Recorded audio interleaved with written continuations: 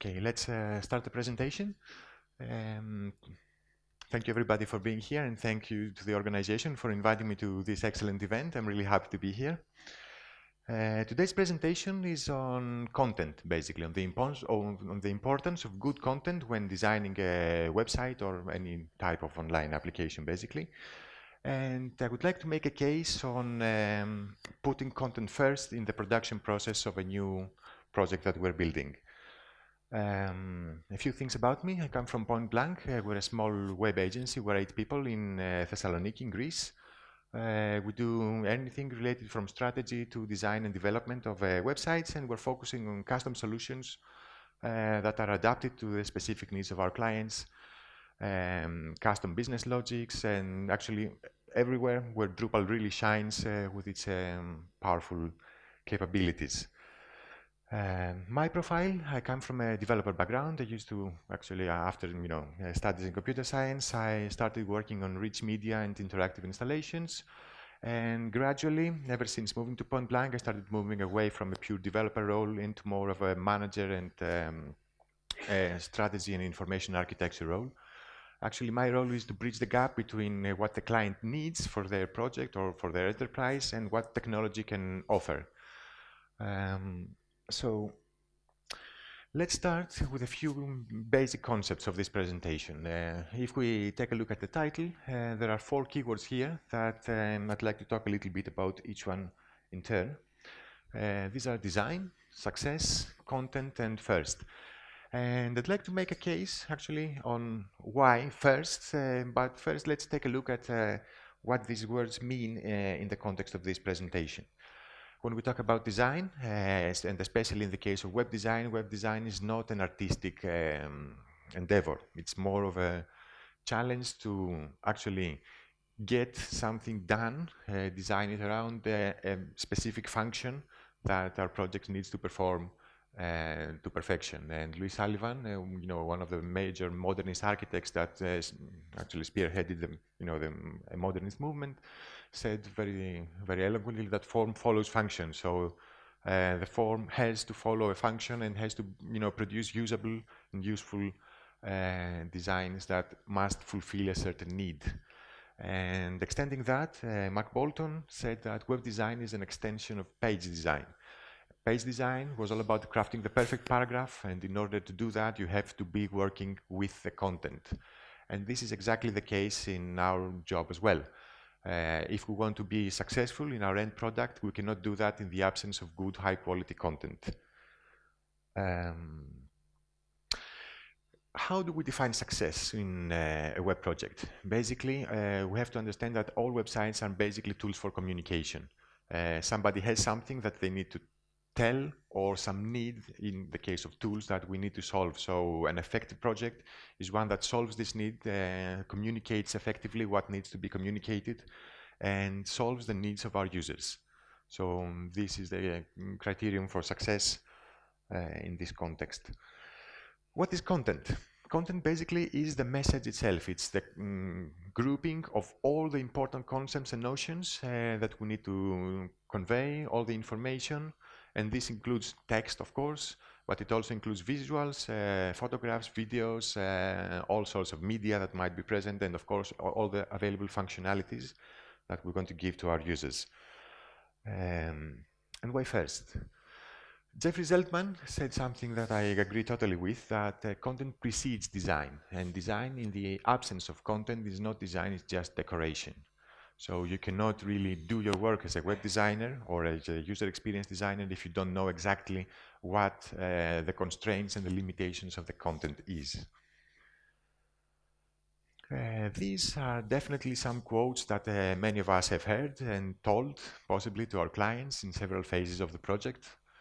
Something very common is that the content is the client's responsibility. When somebody comes to you, in order to develop a website, you might often say that, okay, what the actual final text might be is not my responsibility, it's your responsibility, you take care of it, and it's not my concern. Why this happens? Of course, because many people say that waiting for final content takes ages. It is a complex process. It takes time in order to analyze all the details of the content that we have to present. And if we were to wait and delay the creative process until we have the final content, this would derail our schedules and our timetables. So why not just ignore it and go ahead as if we had it already from the beginning? And this, is very commonly leading to phrases like this. When you present your final website, your beta version to the client, the title, we give you these huge bold titles and, big letters, only accepts 5 words. And so, I mean, if your blog post is something like 15, 20 words, then just cut, because this is what we've built. Or, for example, in the case of, there are blog posts that need map markers and you never know about it until the time that the client comes in and wants to, put the real content into the website.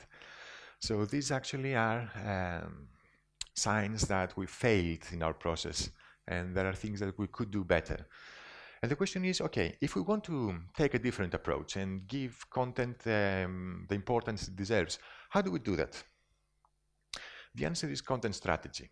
We have to plan our content in the creative process from the very beginning.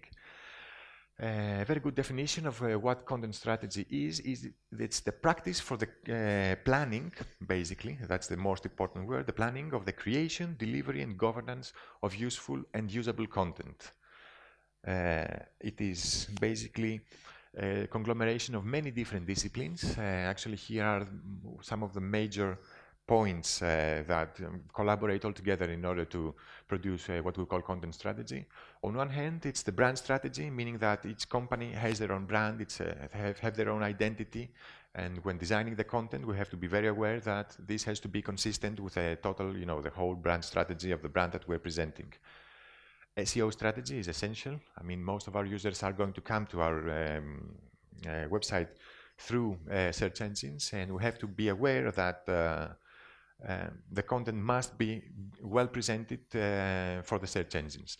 Drupal does a very good job at that by itself without much intervention. Okay, there are many things we can do on top of that, but let's not ignore that the technical solutions are not sufficient. What we really need to do is, if we want to be effective in SEO, is that we need to have it in our hands from the beginning when we're designing the content, know what the constraints are, what the best practices are, and put all those into practice when planning for the creation of our content.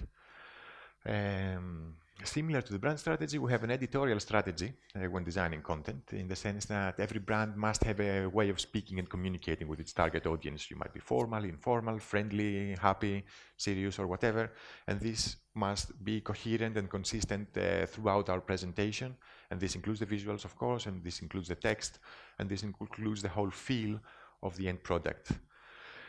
Content strategy is really closely related to information architecture, in the sense that information architecture is a discipline, as Victor explained in the presentation yesterday, that actually makes sense of all this mess that are the conflicting requirements and the needs and the categorization of the information that we have to convey. And basically, the information architects are going to be the people responsible of refining all those needs and producing the final sitemap and the wireframes that are going to guide the creative process. The visual approach, of course, is essential, in the sense that this is real content that the designers will produce, and the best quality content is going to be inspired and guided by the strategy that we're going to develop here. Structure and categorization, again, closely related to information architecture, what the final structure will be, what is going to come first, which is major, which is minor. These are critical decisions that must be taken into account from the very beginning. And then, of course, it's the messaging and communication strategy. How are we going to communicate this content outwards? How do we market this content? All this is, this is Claudia's presentation again. Yesterday went into big detail as to, how do we market our content effectively. But again, you cannot do much quality work without quality content in the beginning. Who is involved in that? There are several disciplines that must work closely together in order to plan ahead and make the best out of any project. In the beginning, we have the marketing people. These are the people that know how, what our target audience is, how we should speak to them. and how we should present a message to the rest of the world. We have the communications experts. These are not only analysts, but also the copywriters, the people that are going to write the texts, direct the videos, and actually produce the real content itself, that definitely have to be part of the team from the very beginning. The SEO experts should come in very early in order to give their constraints, put forward the best practices for that sector, and let us know up to what our limits are and where we should go and where we shouldn't. The information architects and the UX designers are those people that are going to take all those conflicting requirements, all those goals, and make sense of it and produce the deliverables that are going to guide the next phases. I mean, the information architects will produce the sitemaps, the wireframes that are going to later be handed over to the UX designers, allowing them to do their job. The methodology, if somebody were to go with this idea, basically of content strategy, has three distinct phases. The first phase is the audit phase, where we understand what we're dealing with, and then we have the analysis phase and the creation phase. The audit phase is probably one of the most important ones, in the sense that what we do here is we create what we call the content inventory. This is a collection of all the messages, all the major topics that we have to address. Actually, it is one of the early phases of the familiarization with the problem space, let's say. When we have a new client that we haven't worked with, a new sector or whatever, we really need to be aware of all the messages that are important to the company, to the audience, and that they should be told. If something is missing from that phase, it's really difficult to fit it in afterwards. So we really have to make an exhaustive work here and make sure that we have captured everything that needs to be told. Once we have that, this is our starting point to work and elaborate on that. So what we do here is we set forward our goals, we clarify them, we understand our target audience, what they need, what we are going to provide to them, and also define the success criteria.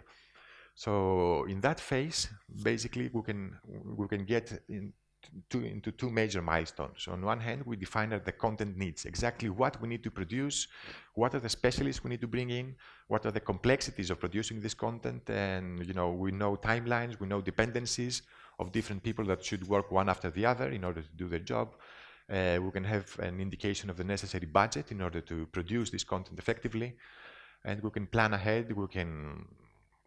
And if, for example, the budget is beyond what we originally intended, this is the best place to make corrective actions, in the sense that nothing has been built yet, there is nothing to throw away. It is very early and very cheap to correct. And then, in the end, also we create a sitemap, which is the proposed structure of the end product. So we can really understand where all this content is going to fit, what the hierarchy of the content is going to be, and we have a very clear idea of where we're heading towards. And the next phase, of course, is the creation phase, and all the planning that has been done in the second phase is being put into action. This is a process that can start as soon as the analysis is complete. And what is essential to a good process containing content strategy is to have early drafts of the content as soon as possible. This is essential in the sense that this is going to guide the next phases. When design comes in, you should be working with real content. A proposed workflow for integrating content strategy into our normal way of working is highlighted in green. So first of all, as in any project, we familiarize ourselves with the problem space, with the client, with the problems, with the challenges that we're dealing with. And then as soon as we've done that, we know where we are and what we should be doing. We start straight away with the content strategy with the steps we saw before. Very soon, we should have the early content drafts of the first real or as real as possible content. This might not necessarily mean that we need perfect text, really polished editorial styles, etc. Just simple bullets will do, but we really need to know what we're telling. So after that, we can start visual design. We can do our wireframing and prototyping with the real content. We can get this approved, move on to the final polishing with the real content again, and of course development, producing a beta, uploading our real content, and then getting into fine-tuning phase just before release. If we compare this to what usually happens when we avoid content strategy, Here is the content first approach that we were saying before. And this is the typical approach of most projects that do not include content strategy. That we have the familiarization phase, we get to know the problem, and straight away we start designing. I mean, it is easy to capture a look and feel without real content. But it's very difficult to assess whether it is successful as a whole. I mean, if you have a very good design filled with lorem ipsum, it is really tough to see if this is effective in communicating the messages that we want to communicate. The design might be very beautiful, but it might be totally ineffective for what we really want to say. And this is something that is very tricky to understand before. So what usually happens, and we'll see a case study of things going wrong, is that we design with filler text, with lorem ipsum, we develop with lorem ipsum, we deliver our beta version to the client, and when the time comes to upload the content, this is the first time that we realize that something has been done wrong. So at that stage, there are usually two things that can happen. First is we can make a painful compromise. Somebody loses. Either we cut content, we cut good quality content in order to fit a design that was not built with this basis, or we have to stop the project, especially in the case of waterfall and not agile methodologies, and we have to renegotiate, reevaluate what it would take to treat the content properly, throw away loads of work and do the work again properly, as it should have been done from the beginning in the first process. This is something that I guess that everybody that has worked with clients has seen this happen many times over. At least in my experience, this is the most common thing. Many people don't want to wait for the content, and the end result suffers in the end. And surprisingly, it's not quicker either. That's the problem. I mean, it might be quicker to get up to here, but getting from here to release is sometimes extremely tricky. Let's take a look at one example on a very recent project that was just recently released, I think 3 or 4 days before, when things go wrong. This was actually when we were developing this project and there was a call to action for the Granada camp. I said, really, this is something that I really need to share. This is an experience that probably has happened to many of you. And yeah. Let's see. So this project is a business-oriented client that sells seeds and seedlings, small plants, to the agriculture sector in order to produce the vegetables that we eat today. It's one of the market leaders in Greece. And well, it's a corporate presentation website, nothing too challenging in a sense. And we'll focus on the question of how do we present a company. This is where the problems arose. In project timeline, what happened is that we started with a content inventory. So the first thing we did is we went in, we had interviews with the company and with the marketing director, basically, and we tried to analyze what it is that we have to talk about. And in the end, we came up with these bullets that more or less summarize all the information that should be present there. So there's a small introduction to the company, who they are, where they come from. Then there's the vision. Why was this company built in the first place? What do they want to achieve? This is part of the brand identity, basically. The people behind the company, a few things about the operational committee, the sister companies that are present in other countries in the Balkans, and a few words about the installations of the company and some investment data of interest to business people. This basically was given to us from the company. And then we had an external marketing advisor come in and advise as to how we should present this so it would be coherent with the rest of the brand identity. And she decided that we have to keep the presentation very minimal, very to the point, short sentences. We don't need to expand big. Keep it clear, short marketing messages that should be adequate for the job. At this point, we had a talk with a client that said, okay, we have a feeling as to where it should go. We would like to start with the content. And they said, this is impossible. We really have a very tight deadline. We cannot wait a month until the content starts being produced. So let's ignore it. Let's start the design process, and it will come afterwards. We pressured as much as we could, but in the end we gave in and we accepted the client's proposal. So we started the information architecture step and produce our wireframes, which in this section was a single-page wireframe. This is how it looked. Imagine the two columns, one below the other.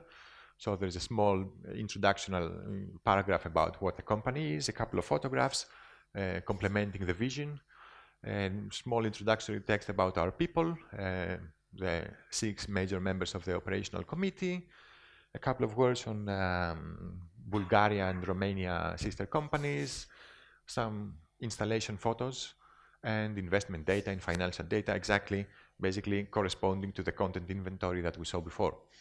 So we present this to the client. They're very happy with the proposal.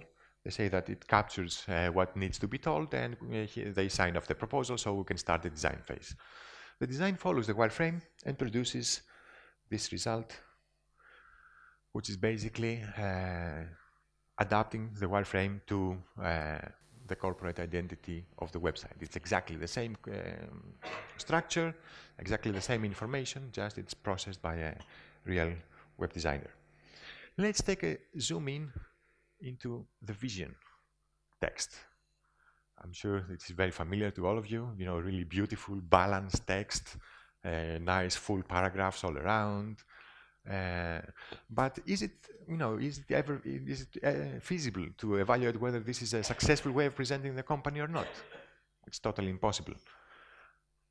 Should this be 2 lines? Should it be 4 pages? It's something that we cannot assess at this stage.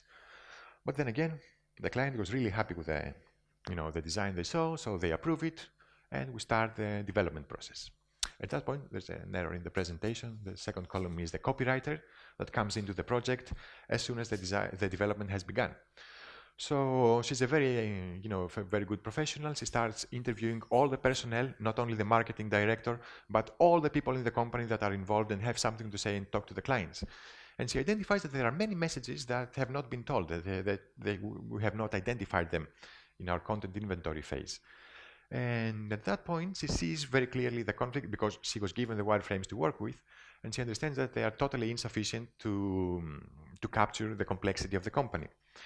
And at that point, she takes the radical decision to disregard the wireframes and do her job and writes what she feels that should be told. Again, following the marketing perspective in the sense that she doesn't extend into, anything more than short, succinct messages, but there were many more messages than we had identified in the beginning.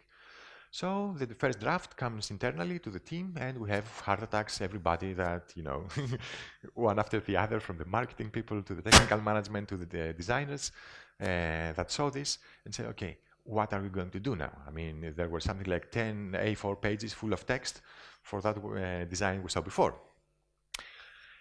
If we wanted to just put the text into the design, we'd have something like this.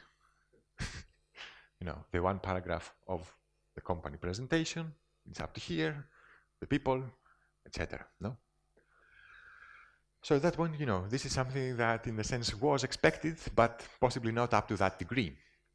So we present the problem to the client that they had insisted in the first place that we follow that route, and we give them the ball with the problem and say, okay, how do you want us to proceed? At that point, of course, there were 2 options. One was this, just stay like that and put all the content there. The other was to cut content so that it would fit the previous design. And the third was to disregard all this design and go into the process again, knowing what we have to say. The client in the beginning said, okay, why not cut? I mean, let's cut. And we say, okay, perfect. Tell us what you want us to cut. Which of these messages are not important to you and could be avoided. At that point, of course, they start seeing the content under this viewpoint, and they understand that there is nothing that they can cut without really seriously compromising their communication message. And they understand this and they say, okay, let's drop it and redesign it as it should be done. So, we reanalyze the content from the beginning. We split this section into 5 different sections, each one with their own needs. We put, extra timelines, graphs, etc. I'll show you in a minute. And discard all the work that we had done. This happened in the beta phase, by the way. So, everything was already quite polished. And we rebuilt all this section again. This meant a budget increase of something like 15% of the whole budget of the project, and more than a month of delays, regarding the original plan, which means that the original goal of the client, which was to have the site as soon as possible, actually, it was totally in reverse, in the sense that it had gone a lot slower than whether, if we had done it properly in the first place. Okay, it was a source of frustration for everybody involved. Lots of work that had been thrown out and shouldn't, basically, if we had followed the best practices from the beginning. And I'll show you the end result.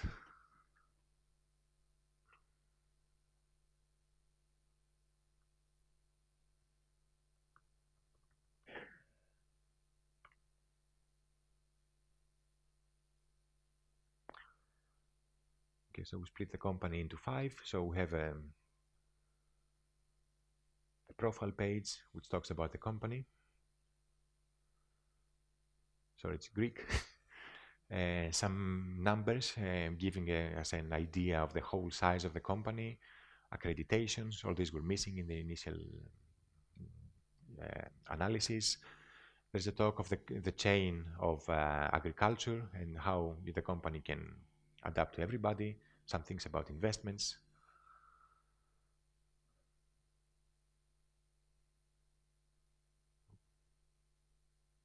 A timeline of major milestones in the company's history.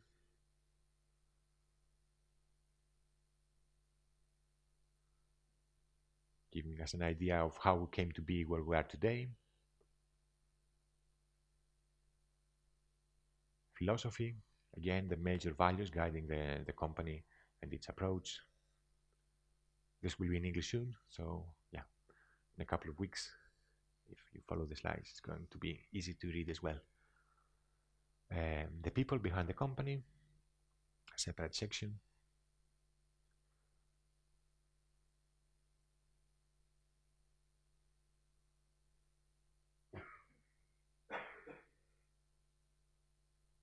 And the installations, sister companies, again as a separate section.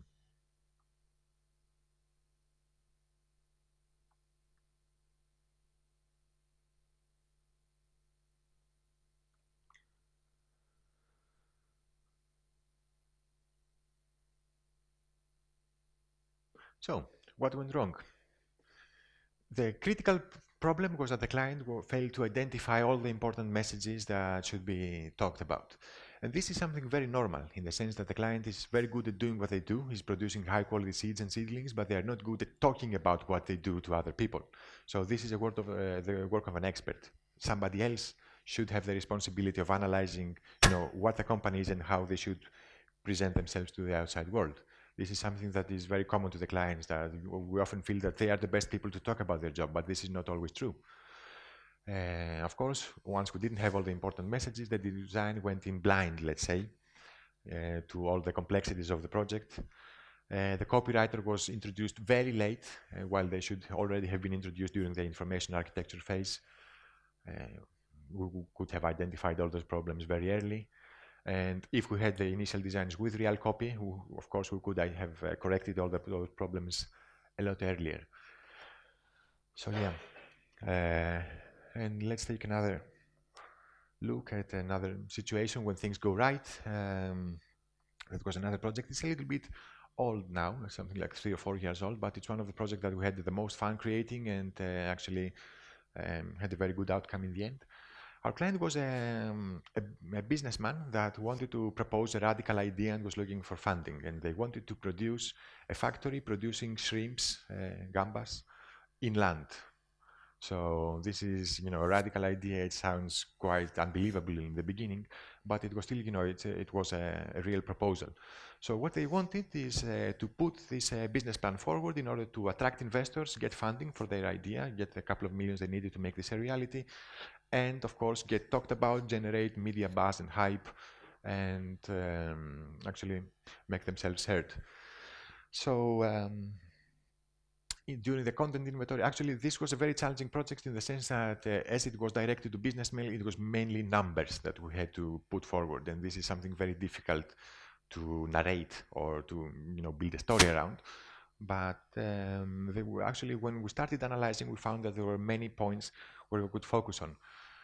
First of all, is the importance of freshness. I mean, something that people don't know is that shrimps, like many other food from the sea, is often has many thousands of kilometers on its back before it gets to our plate, because it's fished somewhere away in the ocean, then it goes into deep freeze, transported by trucks until it finally reaches the supermarkets, etc.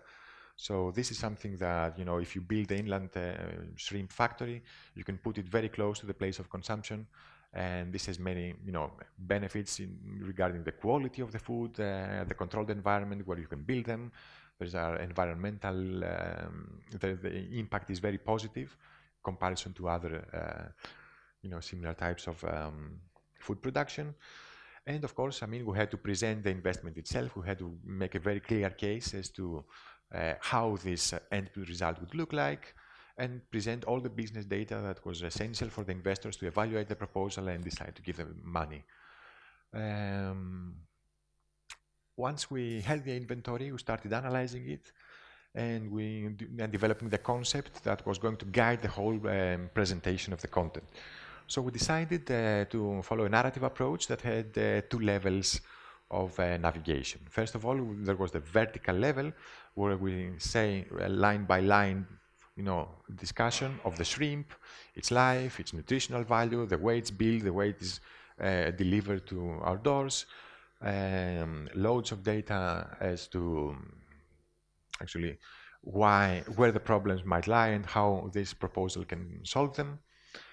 And this was to be short and succinct, going from top to bottom, and at any point the user could drill deeper and get more content sideways, let's say. So we can get some information, extra information, and then go back into the main narrative flow to continue with the process. And this all ended in a call to action.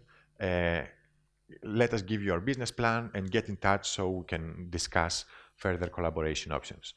And another thing that, of course, was really critical for that project is that it needed to feel real and relevant, in the sense that despite it sounding a bit outlandish, it really is a concrete proposal that can very easily, become a reality. We worked with a very good partner here in the part of a marketing and communication approach, and we had a client that was really confident in letting us do our job well. So the idea in the content strategy phase, we split all the content into narrative sections, and we started preparing the first textual drafts, so we could very early, see the amount of content that was going to fit on each page, and also understand the needs for illustrations and photography and 3D models that were needed for each one of those. We prepared the first copy for each section. We made notes on any designs and illustrations that should be produced for that. And when design actually came in and starting producing the first contents, it was inspired by the real content and the real messages that we had to convey. So we made many revisions on the draft content before, moving forward into the real design phase. Many adjustments, and when all these had already been approved from the team, then we started the final design, the visuals, and the rest of the process. So the results were that we had a very extended pre-design analysis phase. We took a really long time, much longer than is usual for such kinds of projects. But the important thing is that we could assess the communication effectiveness of the project, of the end project, very early, and we could take corrective actions while it was still cheap, let's say. And the end is that we didn't have any surprises during development, which surprised even us, because it was something that doesn't happen very often. So exactly as the design was, the final design was presented, this is exactly what we built, and we didn't have but minor adjustments during the beta phase. And when it was launched with critical acclaim. The client was really talked about in the media at that point. We got lots of international awards for that website, and we had, as a web agency, from our perspective, many more clients that were impressed by this result and wanted similar things, giving us the chance to work on more, high quality products like this afterwards. Let's see.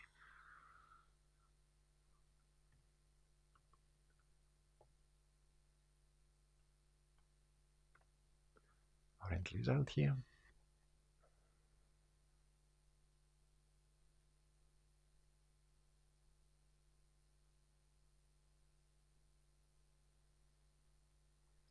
this is a model of how the factory would look like in the end.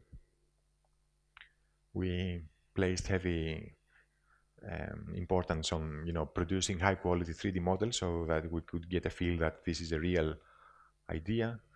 We talk about freshness of the shrimp. We talk about it, of the importance of freshness. This is one example of extra content and pop-ups that give us more information.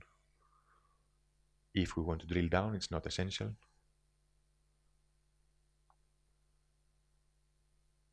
Here we're talking about having or not having surprises in the quality of the project and consistency.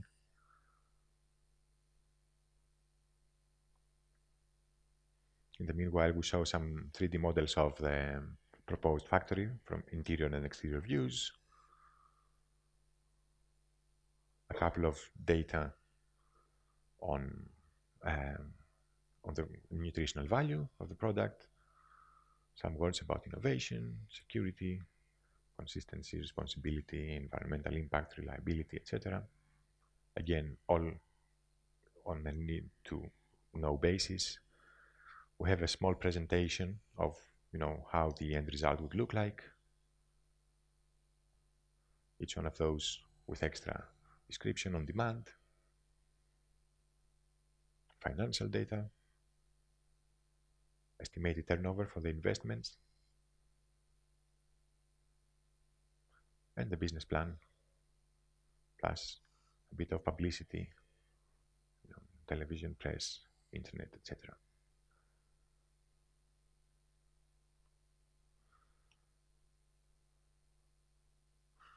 So, thank you very much, and I'd really like to hear, your own experiences with them, good, bad. I guess everybody, has been in a similar situation before.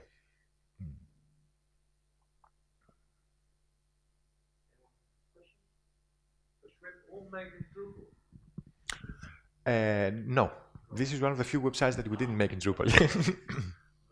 Mm-hmm.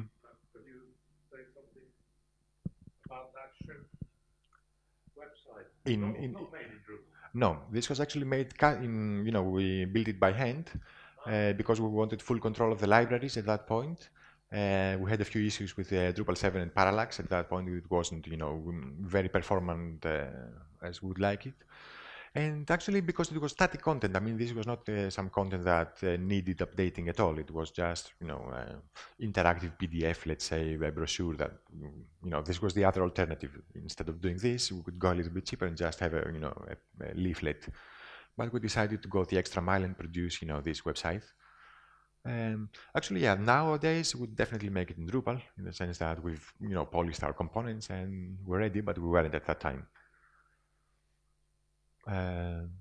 Yeah, and another thing that we did here is that because it was quite heavy on graphics, we decided to follow an adaptive approach and not a responsive one when dealing with mobile. So the mobile version is not a one-page website; it's split into several different sections, so that we could lessen the page load for smartphones.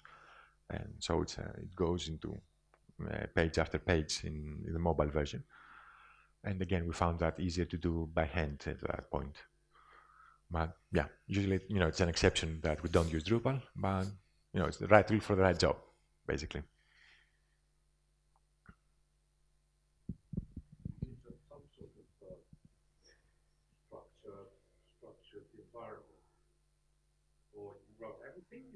Oh, yeah, absolutely.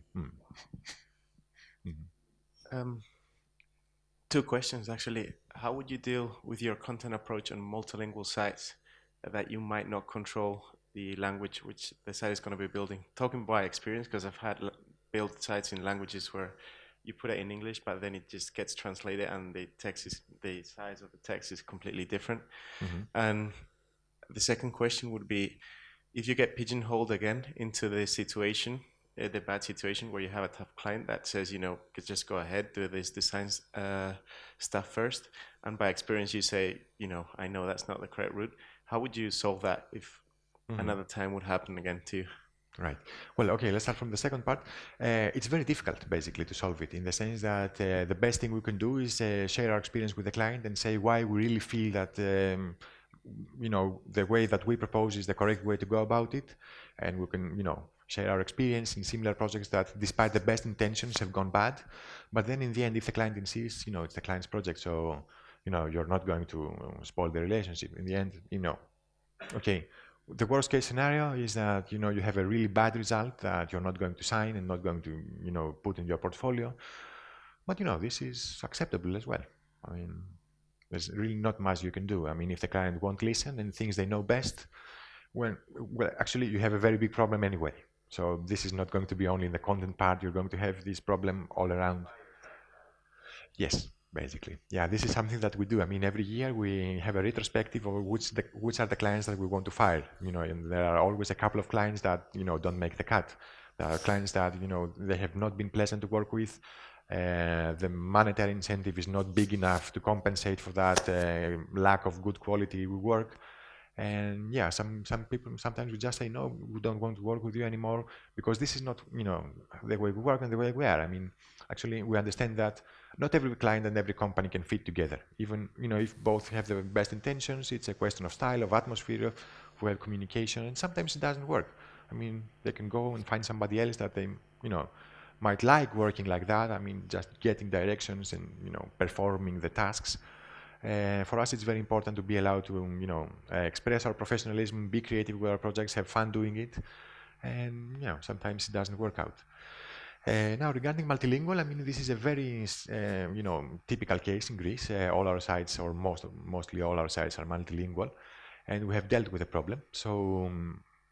Basically, what we do is we work with the first language of the project, the initial one.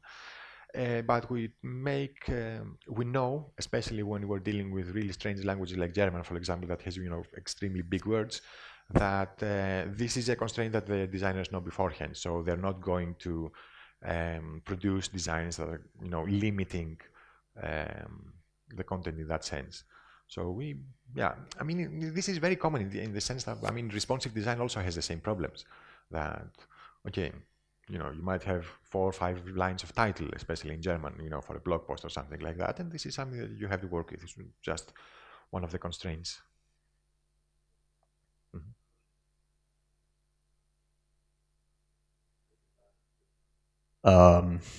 It seems like the bottom line of this is we have to summarize this in 2 basic concepts that you spend much more time on the planning, drafting, prototyping phase stage, I mean. And it seems like no good results can be achieved without proper client implication. Not just throwing money at the problem with the usual approach. For some companies, we have a problem, let's just throw money at it, and that's about it. Yeah, exactly. Yeah, I mean, the client really needs to understand that they have to be involved. They have to listen to expert opinions, give their own experience. Of course, this is essential. I mean, everything is going to build on the company's experience, on their way of working with their clients, and this is exactly what we want to achieve. No, I mean, bring the same business model to a different environment. But in order to produce the best results, you really need good representatives from the part of the client that really know what they're dealing with, and they should also know that they have, professionals on the other side that all want to achieve the best result possible.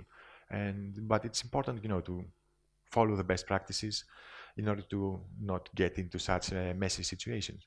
Because in the end, I mean, the 1 month that you think that you're going to, take less, if you skip the content, it might be 3 or 4 months, of a delay when it comes to that. So yeah, I mean, we push it as much as we can. This was one of our last projects, actually. So, all the accumulated experience of years of working with such type of projects and clients, we try to present them, but, sometimes it just doesn't work out. So, yeah, okay. If we don't tackle the problem in the beginning, we'll see it in the end. It's what happens. So, thank you very much. We are out of time. Thanks, everyone, for attending this speech, and thanks to the presenter for this nice speech. Thank you. Thank you.